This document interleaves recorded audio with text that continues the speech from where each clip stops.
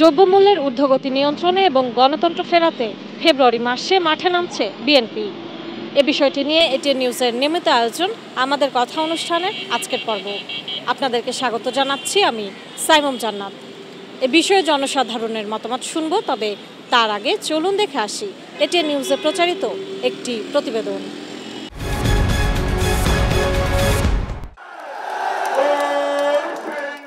শুরু থেকেই দ্রুত সময়ের মধ্যে নির্বাচনের দাবি জানালেও বর্তমান অন্তর্বর্তী সরকারকে সমর্থন দিয়ে আসছে বিএনপি।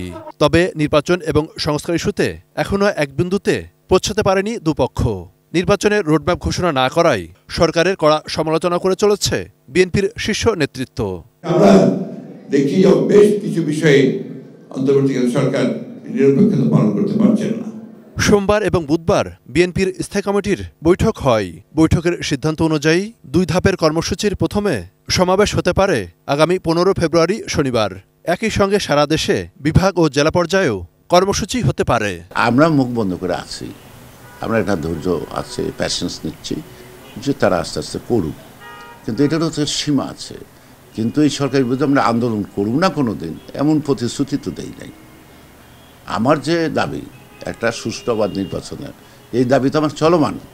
আন্দোলন মানেই কিন্তু আমরা যেভাবে দেখি ভাঙচুর, সন্ত্রাস, যেটা আওয়ামী লীগ করেছে, পিটিএ লোক মারা, এইটা আন্দোলন না। আন্দোলনকে মানুষকে সংঘবদ্ধ করা, ঐক্যবদ্ধ করা, সেই সেন্টিমেন্টে নিয়ে আসা। স্থায়ী কমিটি সেই দিকে দৃষ্টি আকর্ষণ করেছে, একটি নির্বাচন আর একটি মানুষকে সংঘবদ্ধ করা। বিএনপির এই সিনিয়র নেতারা মনে করছেন অন্যতম প্রধান রাজনৈতিক দল হিসেবে সরকারের দুর্বল দিকগুলো নিয়ে তাদের কর্মসূচি প্রত্যাশা করে জনগণ। ভাবতে হবে যে আমি যে সংস্কারটা করব, উইদাউট পার্লামেন্ট কী করে সম্ভব? এটা তো মার্শাল ল গভর্নমেন্ট না যে প্রক্লেমেশন জারি করব বা কিছু মৌলিক ধারা কনস্টিটিউশন স্থগিত করব, তারপরে যা খুশি তারা করতে পারবে। তো আমি যাই করি, ফার্স্ট অফ অল আমাদের একটা জনপ্রতিনিধিত্বশীল সরকার দরকার, যে সরকার বিতর্কে উঠবে। আন্দোলনটাকে আমরা সরকারের পক্ষে নিয়ে যেতে চাই এইভাবে, ভালো নির্বাচন তারা করতে চায়, আমরা করতে চাই। কিন্তু এর মধ্যে যদি কেউ মাঝখানে চলে আসে, অর্থাৎ অনেকে মনে করছেন যে তারা তাদের দল গঠন করে বা তারা তাদের সুবিধা মতো সময় করবে, এর সুযোগ নাই। এদিকে মুক্তিযুদ্ধকে ভিত্তি ধরে সংবিধানকে সমুন্নত রেখে জুলাই গণঅভ্যুত্থানের পরামর্শমূলক ঘোষণাপত্র তৈরি করছে বিএনপি। মনিরুল ইসলাম ইন্টু, এটিএন নিউজ, ঢাকা। দর্শক, এতক্ষণ প্রতিবেদনটি দেখলেন, এবার চলুন দেখে আসি কি বলছেন সাধারণ মানুষ। এই গভর্নমেন্টটা পলিটিক্যাল গভর্নমেন্ট না, তাদের সাথে পাবলিকের ইন্টারাকশন কম হওয়াতে তারা অনেক কিছু নিয়ন্ত্রণ করতে পারে না। যেমন দ্রব্যমূল্য, যখন একটা পলিটিক্যাল গভর্নমেন্ট থাকে, তাদের ওয়ার্ড লেভেলে কমিটি থাকে, তাদের মাধ্যমে ইনফরমেশনটা সেন্ট্রাল লেভেলে যায় যে মানুষের ভোগান্তির বিষয়টা। এটাকে ডেমোক্রেটিক সিস্টেম বলে। আর এখন যারা আছে তাদের সাথে পাবলিকের কোনো ইন্টারাকশন নাই। তারা সচিবালয়ে বসে সচিবরা যে তথ্যটা দিচ্ছে সেটার ভিত্তিতে সিদ্ধান্তটা নিচ্ছে, বাস্তবের সঙ্গে তো তাদের কোনো সম্পর্ক নাই। তাই মনে করি আন্দোলনটা সঠিক, এবং তারা এটার মাধ্যমে মেসেজ দিবে সরকারকে এবং জনগণকে যে দ্রুত নির্বাচনটা হোক, হয়ে যেন একটা পরবর্তী একটা পলিটিক্যাল গভর্নমেন্ট আসে। 5ই আগস্ট যেটা হয়ে গেল গণ অভ্যুত্থান, সেটার স্পিডটা মনে হচ্ছে দিন দিন ম্লান হয়ে যাচ্ছে। গঠিত যেই সরকার উপদেষ্টারা আছেন, তারা কোনোভাবে দ্রব্যমূল্যের জায়গাটা নিয়ন্ত্রণের জন্য যে সিন্ডিকেট ব্যবস্থা, যে সিন্ডিকেটকে কোনোভাবে ওনারা, আমার মনে হচ্ছে না এতদিনে ওনারা চেষ্টা করতেছেন দ্রব্যমূল্যের জায়গাটা নিয়ন্ত্রণের জন্য। সিন্ডিকেট যদি নিয়ন্ত্রণ হয় তাহলে এই বিষয়গুলি, দ্রব্যমূল্যটা নিয়ন্ত্রণ হয়ে যায়। দেশের 80-90% মানুষ, সাধারণ মানুষ, যাদের ইনকাম সোর্স কোনোভাবে বৃদ্ধি পায় নাই, কিন্তু দেখা যাচ্ছে তাদের দিন দিন তাদের দ্রব্যমূল্যের জন্য নাবিশ্বাস হচ্ছে। অর্থাৎ ওরা খাওয়াটাই কম খাচ্ছে বলে আমার মনে হচ্ছে।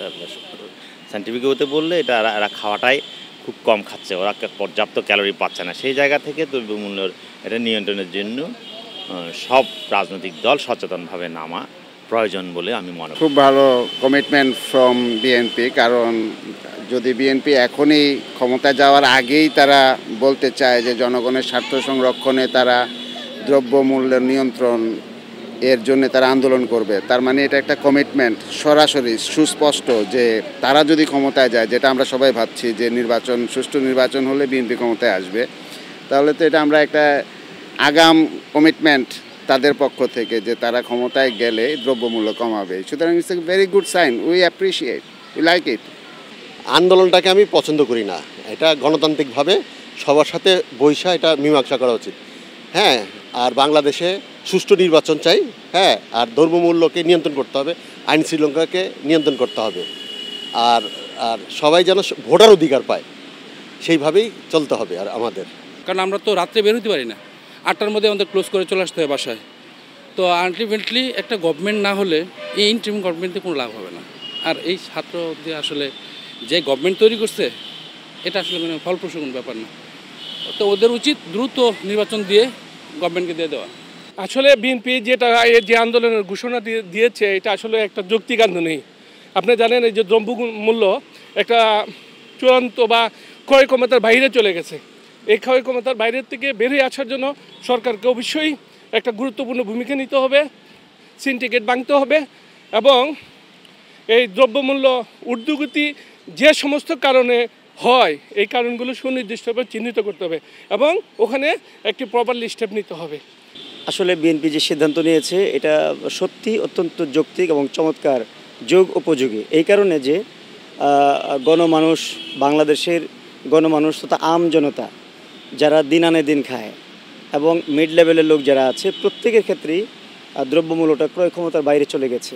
এই যে আমি নিজেও একজন ভুক্তভোগী, বাজারে গেলে বোঝা যায়, বুঝতে পারি আর কি, এর আগে শুধু শুনি। তো এই পরিস্থিতি থেকে আমাদেরকে বেরিয়ে আসতে হবে। আমাদের কথায় বগুড়া থেকে সংযুক্ত হচ্ছে আমি চপল সাহা। গতকাল আপনারা জানেন যে বিএনপি বলেছে যে দ্রব্যমূল্যের ঊর্ধ্বগতি কমানোর জন্য এবং গণতন্ত্র ফেরাতে তারা ফেব্রুয়ারিতেই মাঠে নামছেন। আমরা এ ব্যাপারে কথা বলবো বগুড়াবাসীর সাথে, তারা এই নিয়ে কী ভাবছেন। সরকারের উচিত জিনিসপত্রের দাম আরও সহনীয় পর্যায়ে নিয়ে আসা। সেক্ষেত্রে যারা অন্যান্য দল আছে বিএনপি সহ সকলে এই বিষয়টা সহযোগিতা করা উচিত সরকারের সঙ্গে এবং সরকারের প্রতি চাপ দেওয়া উচিত যে জিনিসপত্রের দাম যেন সহনীয় মাত্রায় রাখা যায়। সেক্ষেত্রে ব্যবসায়ীরা যদি কোনো কারসাজি করে সেই ক্ষেত্রে তাদেরকে সেই কারসাজি থেকে বের করে নিয়ে আসতে হবে। যারা বর্তমানে বাংলাদেশের যে সরকারের আওতায় যারা আছেন এবং বাজার যারা নিয়ন্ত্রণ করতেছেন তাদের প্রতি আমার একুল আবেদন যে চালের বাজারটা অতি শীঘ্রই একটা ক্রয় ক্ষমতার মধ্যে আনা দরকার।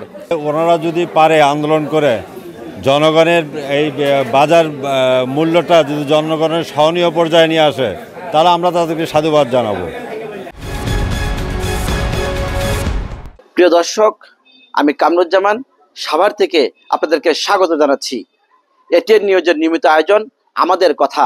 আজকে আমরা জানবো যে দ্রব্যমূল্যের ঊর্ধ্বগতি, এছাড়াও বিএনপি আবার নতুন করে মাঠে নামছে, সবকিছু মিলে সাধারণ মানুষের ভাবনা কি। আমরা তো বাজারে গেলে পাগল হয়ে যাই, 1000 টাকার নোট নিয়ে গেলে 2-4 কেজি আলু তরকারি কিনলি টাকা শেষ, তেলের সয়াবিন তেলের দাম দ্বিগুণ। আমরা কিভাবে বাঁচব, আমরা কিভাবে সংসার চালাবো আমাদের বইলা দেখ। আর এখন আবার বিএনপি মাঠে নামবো, তাহলে তো দেশ একদম অধপতনে চলে যাবো। তাহলে আমাদের নিয়ে কেড়ে ভাবে। হতদরিদ্র পরিবারের যেসব সদস্য তারা বাজারে গেলে 1000 টাকা নোট নিয়ে গেলেও তারা 100 টাকার মতো পণ্যের দ্রব্য পাচ্ছে। বর্তমান যে সিচুয়েশন, এই সিচুয়েশন আমরা যেটা আশা করছিলাম তার চাইতে নিম্ন স্বরূপ কিছু পাচ্ছি আমরা। এর জন্য আমাদের সবাইকে আবার একত্রিতভাবে মাঠে নামতে হবে। আমাকে তো এখন কষ্ট আর কষ্ট, বলতে পারি না, না খেয়ে মানুষ মরে না, কিন্তু জানের কিছু থাকে না। কাজে কাজে চাউলটার দাম কম থাকলে পারে, তরকারির দাম কম থাকলে পারে গরিব লোক পয়সা খাইতে পারে, থাকতে পারে। এইগুলির দাম যদি বৃদ্ধি হয় গরিব লোক বাঁচাই কষ্ট হয়ে যাবে, তখন সরকারের ভোট খুঁজে পাইব না। দর্শক, এই ছিল আমাদের কথা অনুষ্ঠানের আজকের আয়োজন। বিদায় নিচ্ছি আমি সাইমুম জান্নাত। দেখা হবে আগামী পর্বে। ততক্ষণ পর্যন্ত সুস্থ থাকুন, সুন্দর থাকুন, সঙ্গে থাকুন এটিএন নিউজের।